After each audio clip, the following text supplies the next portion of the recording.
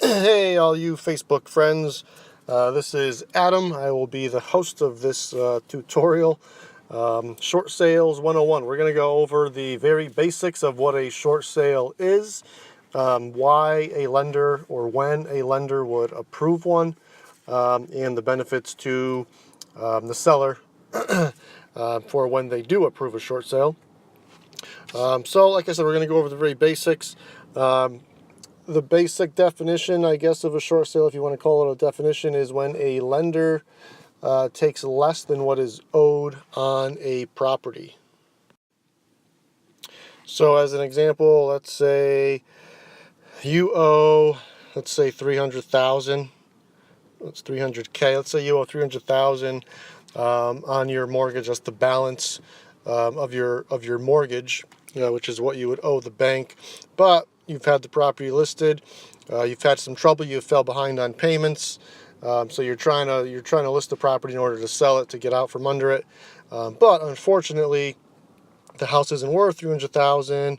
It's only worth, let's say, 260, right? So obviously you can't pay off the mortgage balance if your house is only worth 260, but you owe the lender 300.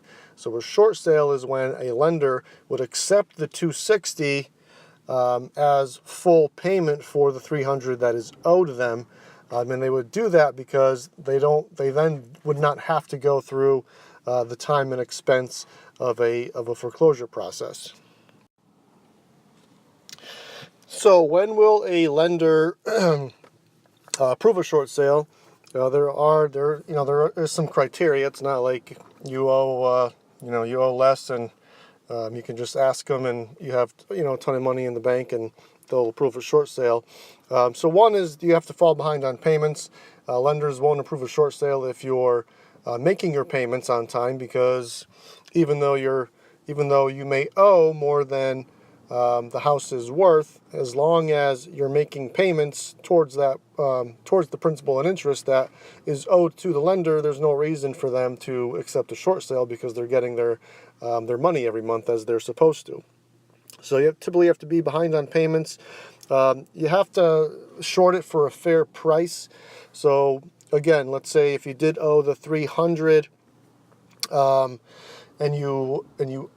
and the house was only worth 260, well, the 260 needs to be the true market value of the house. It's just not a random number that you can kind of pick out of the air and say, please approve it for this amount. And the lenders will do an appraisal to make sure that they are accepting the true market value of the property. Also, you, the seller, would not. They would basically verify that your lender would verify that you don't have the financial means to pay off that difference. So you owe 300, your house is worth 260, you're behind on payments, but you have 50 grand in the bank. Well, if that's the case, then they're not going to approve the short sale. They will look at your financials, they'll look at your bank statements, W-2s, that type of thing, to make sure that you actually don't have the means to pay it off. They always request a hardship letter, so basically just explaining why you fell behind, why you can't make the payments, and that's simply, again, just another way that the lender scrutinizes these, which makes sense, because you can't just get up one day and say, you know what, I'm not going to make my payments anymore. I'm just going to go through a short sale and everything will be hunky dory. Well, it doesn't work that way. There has to be a true hardship, a true reason why you can't make those payments.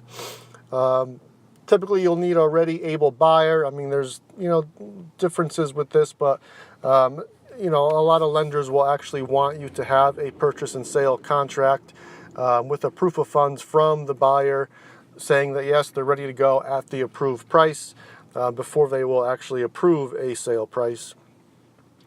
And they'll want to, before they actually do give you final approval, the lender will want to look at the HUD statement, which is a document that's typically drafted by your attorney that will show what net proceeds will go to the lender and what costs are being paid at closing, because everything at closing gets paid from the proceeds of the sale.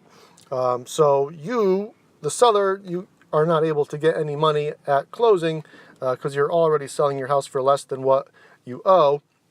So the lender won't let you have any money at closing, but they want to make, they definitely want to look at the HUD statement, see what they're going to net, make sure there's no other expenses or other judgment liens on there that wouldn't make sense for the lender to pay. So they're going to want to review that HUD before they give final approval. So what are the main benefits of a short sale? Why would anybody want to go and get approved for a short sale? Well, if you're behind on payments, that'll help you avoid foreclosure, right? You're gonna avoid having the bank take your house away from you, right? So avoid foreclosure, avoid bankruptcy. Pretty much the similar type of thing. You won't have to go through a bankruptcy process if that fits your situation. And the other big one is saving your credit in a couple different ways. One, when you go through a short sale, yes, your credit will take a hit, but it won't take as big of a hit as if you have a foreclosure on your credit report. So that's one way. And the second way is, obviously, you're going through a short sale because you're not making payments. So every month your credit is getting worse and worse and worse. And if you're not making payments on your home, probably you're not making payments on other things based on whatever situation that you're in. So getting the house sold, getting that big burden, that big payment off your chest is another way to save your credit, because then you'll actually probably have the funds at that point to make your other payments and pay your other bills and save your credit from getting worse and worse and worse. Now, the other thing to keep in mind is just be careful, guys. Make sure you have a qualified attorney, qualified agent working your short sale, because you've requested a short sale approval and you're going through the process and submitting documents and et cetera, if the foreclosure process has already started on your property, just because you've requested the short sale approval does not stop that foreclosure process from continuing. So, if there is a foreclosure date, the bank could still foreclose if you have not gone through the entire process of the short sale in time. So just something to keep in mind. There's ways of obviously postponing it, which attorneys and agents can inform you of, but just something to keep in mind so that if you are going through the process, you don't have this false sense of security that the foreclosure process is somehow stalled. And that's the end of the tutorial on short sales. If you guys have any questions, check us out. This is our website, heritagegroupct.com.